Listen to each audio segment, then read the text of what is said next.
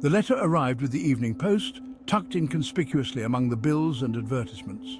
It was addressed to Dr. Helen Davies in a spidery, unfamiliar script. There was no return address, only a smudged postmark from within Echo Valley itself. Curiosity piqued, Helen sliced open the envelope with her finger. Inside, a single sentence, stark in its simplicity, sent a shiver down her spine. The truth lies in the chapel, under the watchful eyes of saints. Helen's gaze drifted towards the window. The old chapel, perched on the hill overlooking Echo Valley, was just visible through the gathering dusk. It had been abandoned for decades, its once vibrant stained glass windows now dull and lifeless. A shiver ran down her spine, a mixture of apprehension and an undeniable pull towards the unknown. The words of the letter echoed in her mind, urging her to uncover a truth hidden for many, many years. The clock on the mantelpiece chimed 10 times, its sound heavy in the silence of the house. Helen hesitated for a moment, torn between the comfort of her warm home and the lure of the mysterious message, the allure of the unknown, the promise of unraveling a secret hidden within the heart of her familiar valley proved too strong to resist. With a deep breath, Helen grabbed her coat and a flashlight. She was about to embark on a journey into the heart of Echo Valley's past, a journey sparked by a single cryptic letter. The night air was crisp and still, a perfect canvas for the unfolding mystery. Helen climbed the overgrown path towards the chapel, her breath visible in the cold air. The moonlight bathed the landscape in a silvery hue, guiding her steps. Each step crunched on the fallen leaves, the sound amplified in the stillness. It was as if the forest itself was holding its breath, waiting for what was to come. The moon, veiled by a thin layer of clouds, cast an ethereal glow on the path ahead.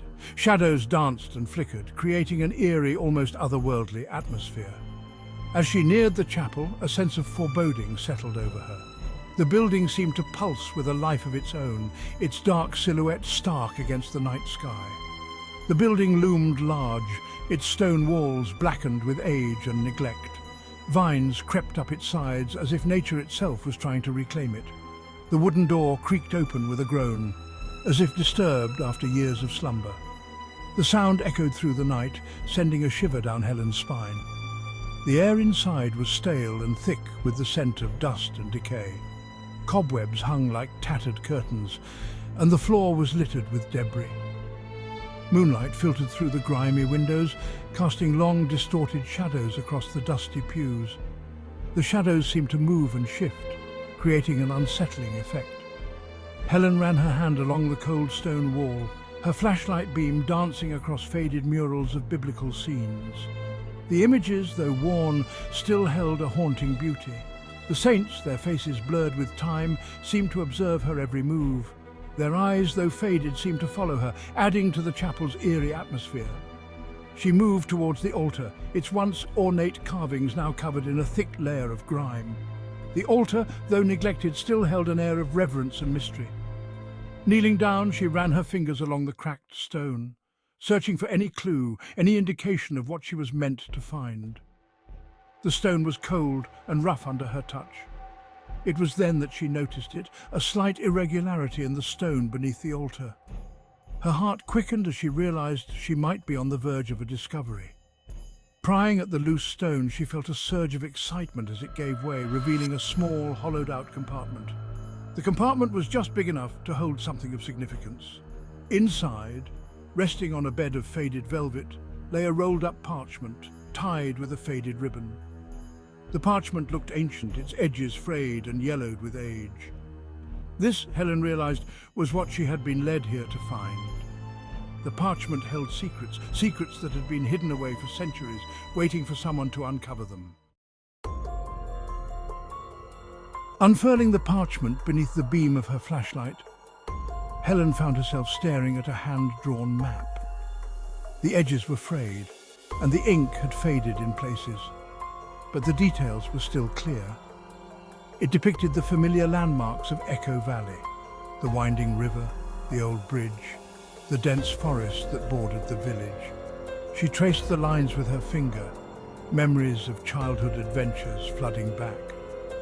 But there, nestled deep within the heart of the woods, was a marking she had never seen before.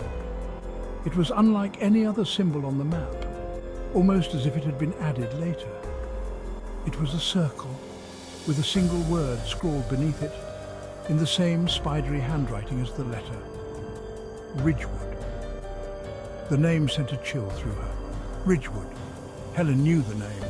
It was whispered in hushed tones among the villagers, a place of mystery and fear.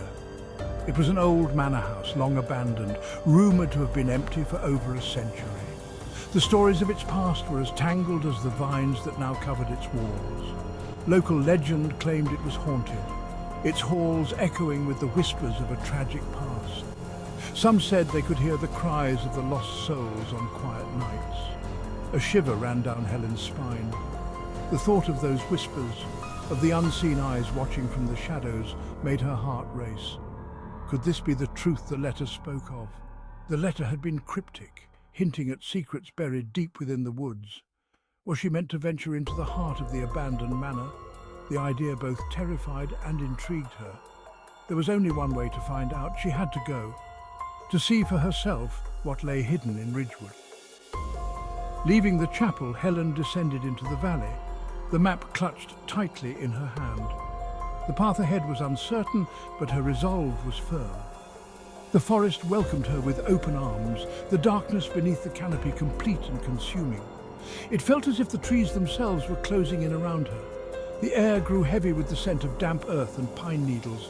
Each breath she took was filled with the rich, loamy smell of the forest floor. The path, barely visible beneath a carpet of fallen leaves, wound its way deeper into the woods. It twisted and turned, leading her further from the safety of the village. As she walked, Helen couldn't shake the feeling of being watched. Every rustle of leaves, every snap of a twig made her heart skip a beat. The wind whispered through the trees, carrying with it the rustling of leaves and the snapping of twigs. It was as if the forest itself was alive, aware of her presence. Every sound sent a jolt of adrenaline through her, her senses on high alert. She felt as if she were being tested, her courage weighed against the unknown.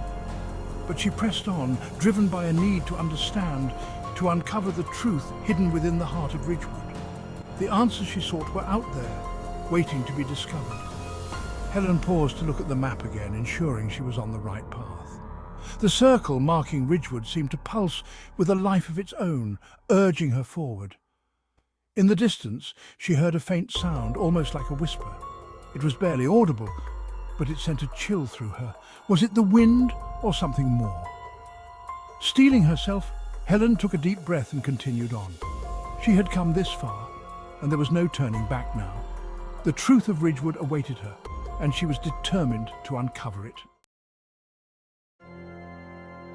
The map led Helen to a clearing bathed in moonlight. The air was cool and crisp, carrying the scent of pine and earth. The forest seemed to hold its breath, as if waiting for something to happen. In the center stood an ancient oak, its gnarled branches reaching towards the sky like skeletal fingers. The tree seemed to pulse with a life of its own, its bark rough and ancient, whispering secrets of the past. At the base of the tree, nestled among the exposed roots, lay a small, moss-covered chest. The chest seemed almost to blend into its surroundings, as if it had been there for centuries, waiting for someone to find it. It was old, its wooden surface weathered and cracked, but strangely undisturbed. The chest bore the marks of time, yet it seemed untouched by the hands of man. This, Helen knew, was the next piece of the puzzle. She had followed the clues, deciphered the map, and now she was here, standing on the brink of discovery. Kneeling down, she carefully lifted the chest's lid. The hinges creaked in protest, as if reluctant to reveal their secrets. Inside, nestled on a bed of faded velvet, lay a single ornate key. The key seemed to glow faintly in the moonlight, its intricate design catching the light. It was heavier than she expected, cold to the touch, and crafted from a dark, almost black metal. The weight of the key seemed to carry the weight of history itself. The intricate design, worn smooth with time, hinted at its age and importance. Each curve and line told a story that Helen was determined to uncover. This was no ordinary key. It was a key to a past long forgotten, a key to the secrets of Ridgewood. Helen felt a shiver run down her spine as she realized the significance of her discovery. As Helen reached for the key, a voice cut through the silence, cold and sharp as shattered glass. The voice seemed to come from everywhere and nowhere, echoing through the trees. "Who dares disturb the keeper's rest?" The words were filled with an ancient authority, a power that sent chills down Helen's spine. Helen froze, her heart pounding in her chest. She could feel the weight of the key in her hand, a reminder of the task she had undertaken. Slowly, she turned towards the source of the voice. Her breath caught in her throat as she saw the figure standing at the edge of the clearing. Standing at the edge of the clearing, shrouded in shadow, was a figure as ancient and gnarled as the oak itself. The figure seemed to blend into the darkness, a part of the forest itself. Her face, etched with a network of wrinkles, was framed by a shock of white hair. The lines on her face told a story of a life long lived, filled with wisdom and hardship. Her eyes, though, were what held Helen captive. They were filled with an intensity that seemed to pierce through the darkness, seeing into Helen's very soul. They were as dark and bottomless as the forest itself, filled with an ancient wisdom and a hint of something more, something unsettling. Helen knew that she was in the presence of someone or something far beyond her understanding.